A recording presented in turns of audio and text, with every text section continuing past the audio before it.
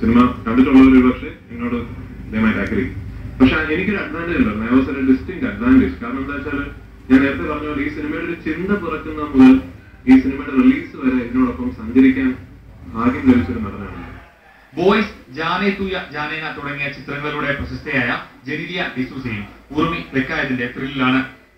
I knew I wanted to be part of this film, but having said that, apart from the colory, from the horse riding, which is all physical difference, there was also mentally something that you had to go through in terms of you had to be there. He never allowed me to smile the whole film, so now I can smile a lot since Urmi is doing really well.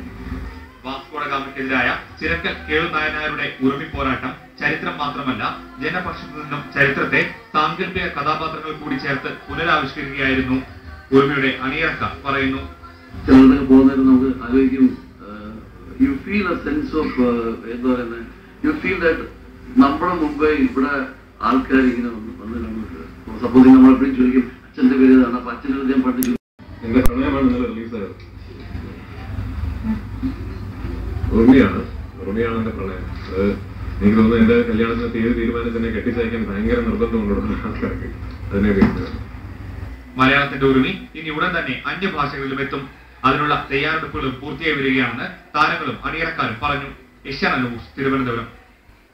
ഉറുമിയുടെ സംവിധാനവും ഛായാഗ്രഹണവും നിർവഹിച്ച ശ്രീ സന്തോഷിനും ഒപ്പം തന്നെ അദ്ദേഹം നിർമ്മാണത്തിൽ പങ്കാളി കൂടിയാണ്. അദ്ദേഹം തിരുവനന്തപുരം സ്റ്റുഡിയോയിൽ നിന്നും എന്റർടൈൻമെന്റ്സിനൊപ്പം. പ്രേക്ഷകരെ സംബന്ധിച്ച് ഒരു വ്യത്യസ്തമായ ദൃശ്യാനുഭവമാണ് ഉറുമി. എല്ലാ തിയേറ്ററുകളിൽ നിന്നും നല്ല പ്രതികരണം കിട്ടുന്നു. എത്രത്തോളം സന്തോഷത്തിലാണ് താങ്കളും ഈ ഒരു മികച്ച റെസ്പോൺസ് പ്രതീക്ഷിച്ചിരുന്നു?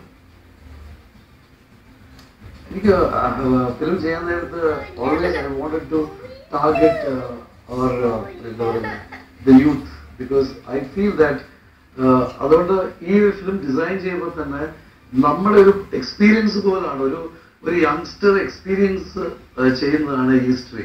അപ്പൊ അവരുടെ ജേർണിയാണ് ആക്ച്വലി ഈ ഫിലിമിലോട്ട് പോകുന്നത്.